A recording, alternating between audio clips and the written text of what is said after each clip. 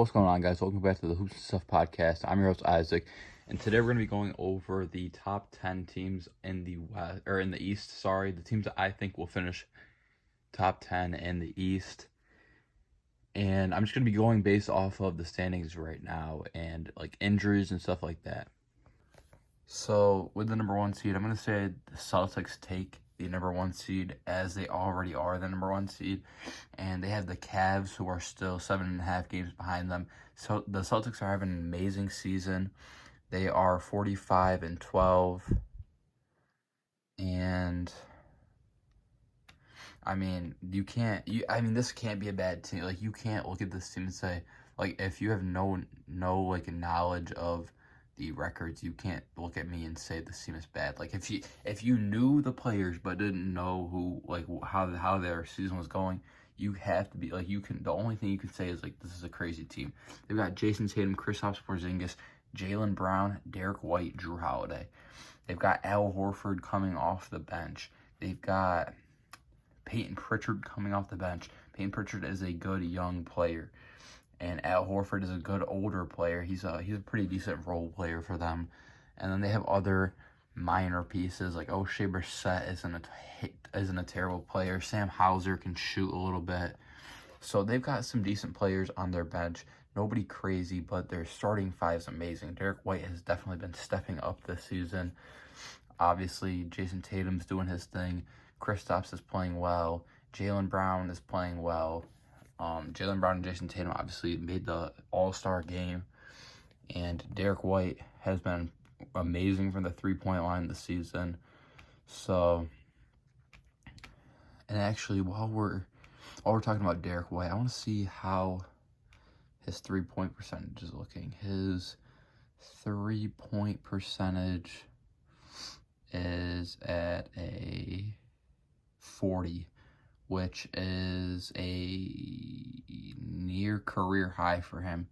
He was averaging 62 from the three-point line in his rookie year, but he also only played 7 games and didn't start any of them. So I'm thinking he probably wasn't. Yeah, he was only attempting half a three-pointer a game, so he wasn't even attempting that many. Probably just had a couple of three-pointers. So this is basically his first real career high for three-point percentage. So, I mean, we could definitely tell that he is increasing in three-point abilities, and I think that he could be a good player for the Celtics team come playoff time. He could be hitting those clutch threes for them and stuff. So I think that he will definitely be a benefit to this team in a way that nobody else sees. For the number 2 seed, I'm going to have to go with the Bucks, who right now are the 3 seed, but are only a couple games behind the Cavaliers, who have not been performing horrible, but also haven't been performing great. And I say that this Bucks team could definitely make a comeback. Well, not a comeback, but they could get back to the top. I mean, right now, they have a game that they're playing against the Hornets, and they're absolutely killing them, 96-49. And they've been playing pretty decent recently.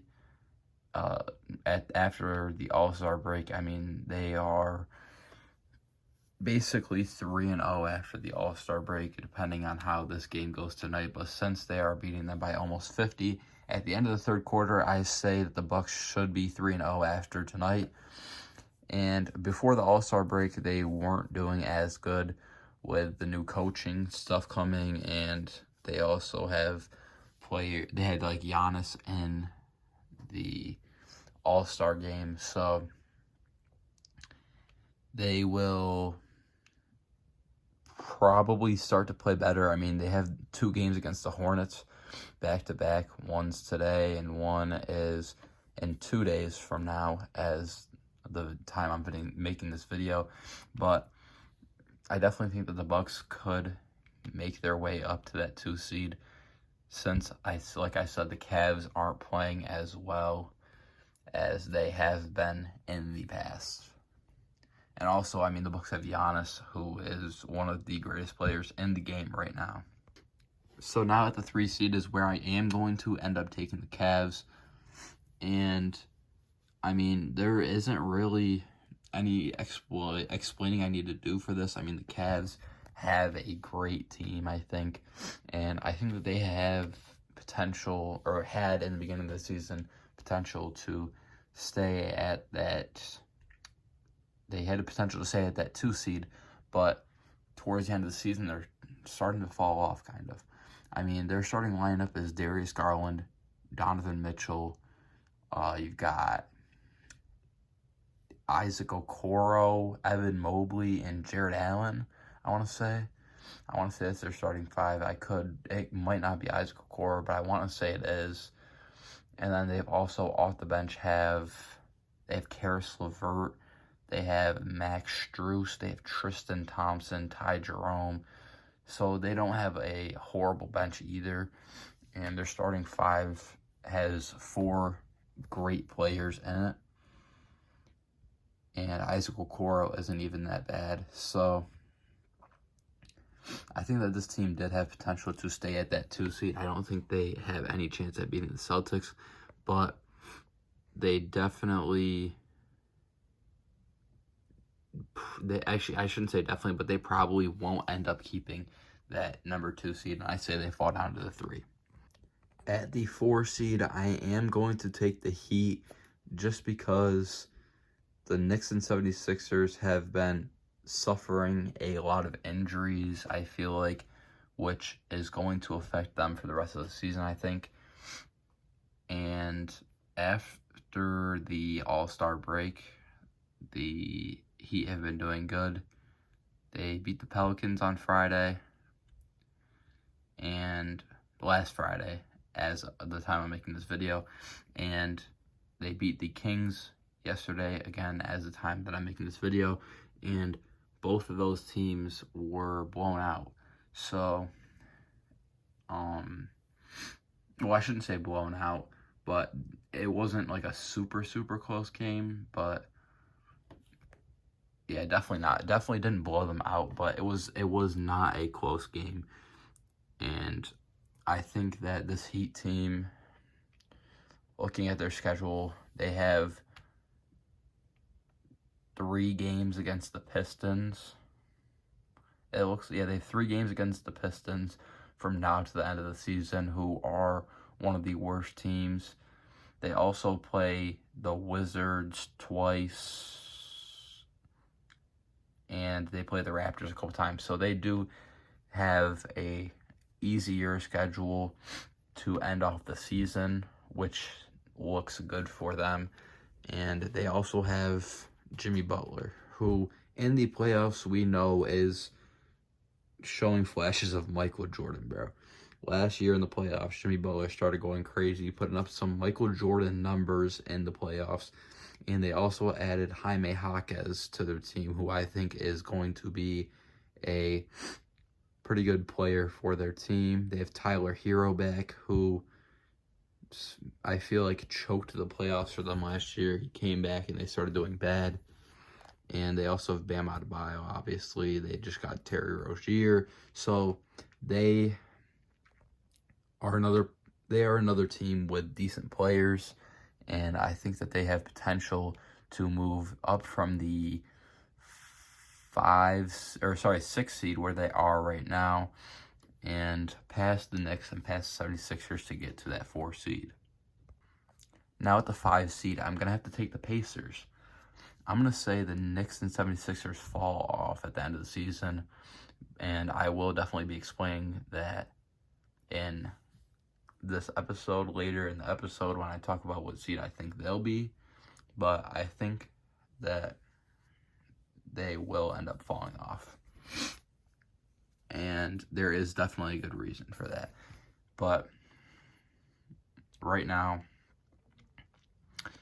for this Pacers team, I mean, they have a very talented team, and a lot of their players are young, but they also have a couple of vet players.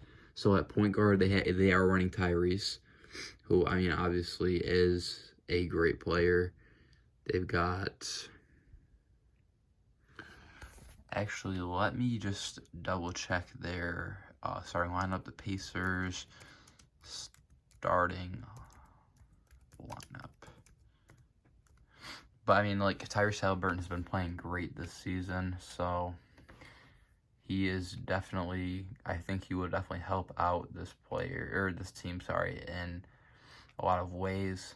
So they are starting Tyrese Haliburton, Andrew Nembhard, Aaron Nesmith, who is out right now. It says is they're starting small forward, and then Pascal Siakam at power forward, and Miles Turner at center. Honestly, I thought that Benedict Mathurin was starting at small forward, but ESPN says that their depth chart has Aaron Nesmith as small forward. So that means that they have Benedict Mathurin and Obi Toppin off the bench, who are two I think they have high potential to be decent players, Benedict Mathurin and Obi Toppin. And then along with Andrew Nembhard, he also has pretty good talent, I feel like. And same with Aaron Nesmith. And then those veteran players with Pascal Siakam and Miles Turner. And then we already have an all-star game out of the young Tyrese Haliburton, who I also think will end up being a great player. So this team does have quite a few young players to it. And I think that they have potential in a couple years to be a really good team.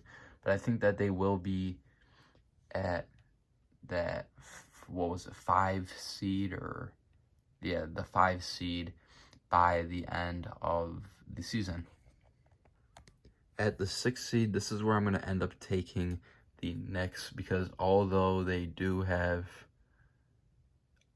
quite a few players who seem to be getting injured, I think that they could pull out the win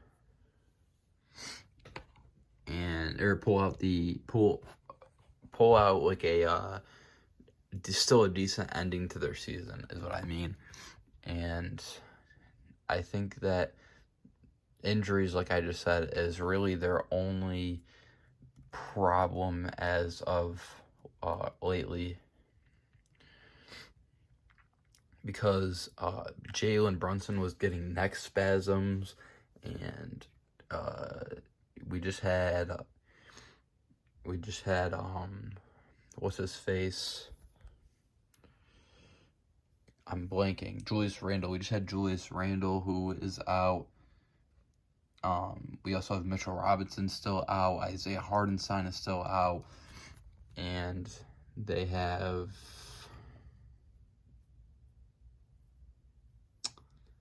OG Anunoby, who is also out.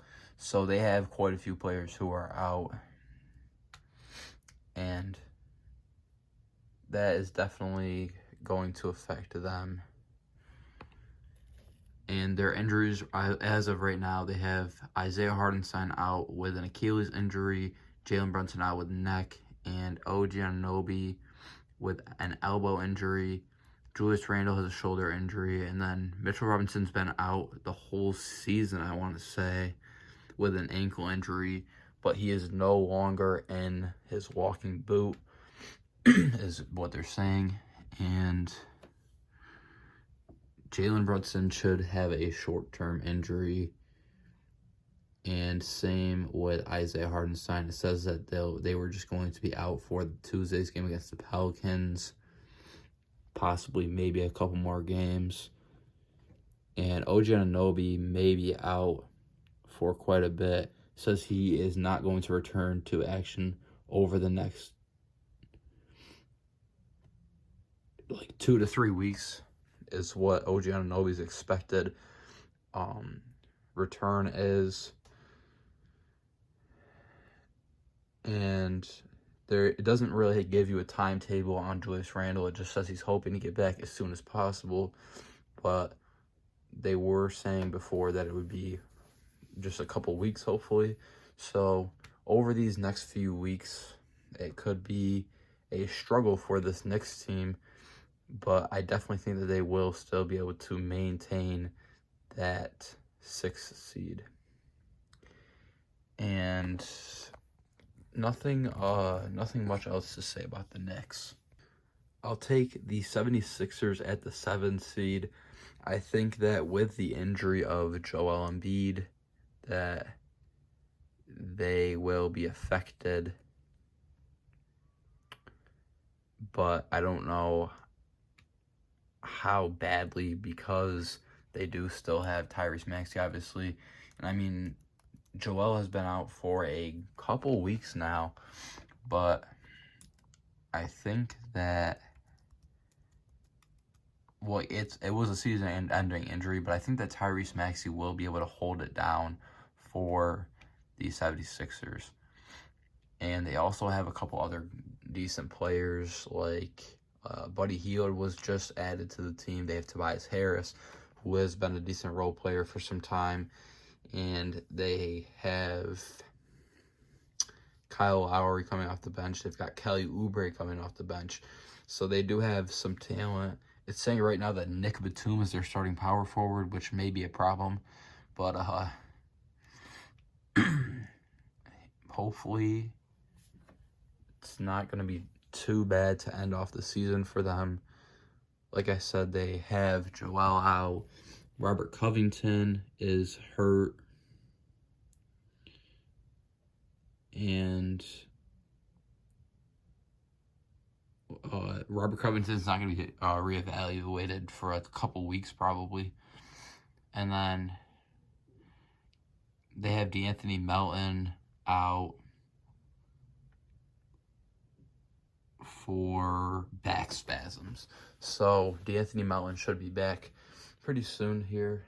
And I think that they'll be able to maintain being a playoff team, just maybe not as high of a seed as they had hoped in the beginning of the season. And I think that without the injury of Joel Embiid, this team would still be a higher seed on my list, but I don't think that they could still maintain that high seed without him. Next up, we have the Magic, who do have a lot of talent on their team, I can't lie. They have Markelle Fultz at their starting point guard. They have Jalen Suggs at their shooting guard, Franz Wagner at their small forward, Paolo at power forward, who is injured right now, and Wendell Carter Jr. at the center. So they have a decent starting lineup. And for their injuries, like I said, Paolo is sick right now, it says. So that shouldn't last too long. And then Jonathan Isaac is out with the knee injury. But it shows that that's the only injuries this team has. So, off the bench, I mean, they've got Cole Anthony. Cole Anthony is a decent player to have coming off your bench. But other than that, nothing crazy on there. Nobody crazy on their bench. So I feel like this team struggles with, like, just their backup players aren't going to be good enough to get them to be a high seed like other teams that have a lot more depth. At the 9 seed, I'm gonna say the Bulls stay at the 9 seed, and the only reason for that is because the East doesn't really have much talent towards the end of their standings. I mean, nobody really shows competitiveness towards the end of the standings. I mean, you've got Bulls, Hawks, Nets. Those are the only teams that could probably still make the playoffs. Maybe the Raptors, but I highly doubt it. And for the Bulls, excuse me, we have Zach LaVine, who I'm pretty sure is still out, but I can definitely double check that. And I mean, they've got DeMar DeRozan, they've got Kobe White, who's playing great lately. They've got Lonzo Ball, who's been out all season with his injury, as most already know. But as for their injuries, real quick, they've got Patrick Williams out, who is undergoing surgery. and is going to be out for the rest of the season. That is great for them, I guess. Not really, but we have Zach LaVine, who, he's out for the rest of the season. I forgot he had to have surgery. I forgot, but he had right foot surgery. And then Lonzo Ball is probably not going to be back for the rest of the season, but if he is, then it probably won't be till playoffs. But I highly doubt he comes back for the rest of the season. So they do have some big injuries like Patrick Williams, Zach LaVine, Lonzo Ball, who are all out for the whole rest of the season. But I still think that with the team they have, with Kobe White, Ayo Dosunmu, Alex Caruso, DeMar DeRozan, and Nikola Vucevic, I think that they could still maintain that 9 seed. I think they could hold it down. They have players like Javon Carter off the bench. They've got Andre Drummond off the bench. They've got Torrey Craig, who is hurt right now, off the bench.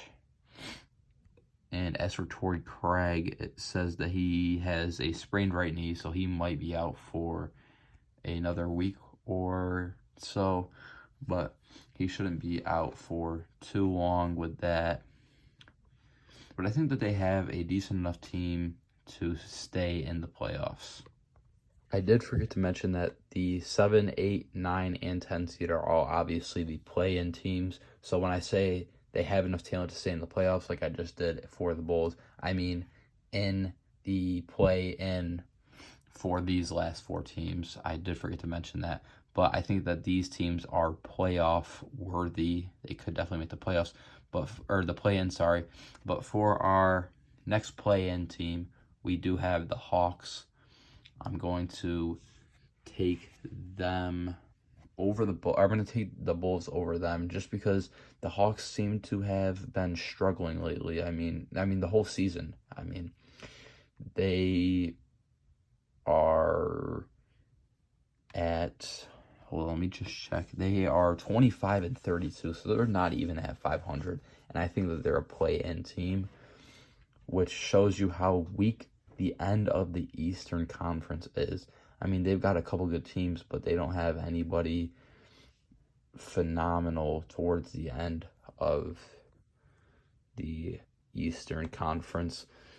And for the Hawks, I mean, you got Trae Young, who is an all-star, but other than that, they don't have any crazy players. DeJounte Murray hasn't been doing good as a Hawk.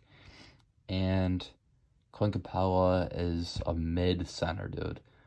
I mean, they've got...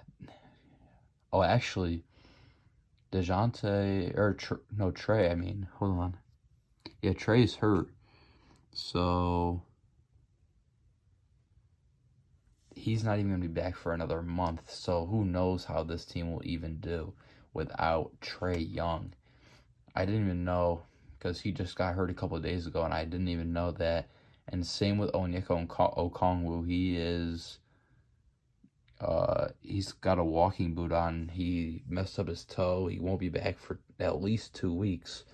So this team did sustain a couple of injuries. So now looking at this, I think that it'll definitely be a fight between them and the Nets. But I think that the Hawks will still be able to pull it off. Hopefully DeJounte Murray can step up for them, and they can maintain being a play-in team. I think that it'll definitely be a fight, but I think that we can definitely expect to see them in the play-in. That's going to be it for today's episode. If you guys enjoyed, leave a like and subscribe, and we'll see you guys in 2 weeks here on the Hoops and Stuff podcast.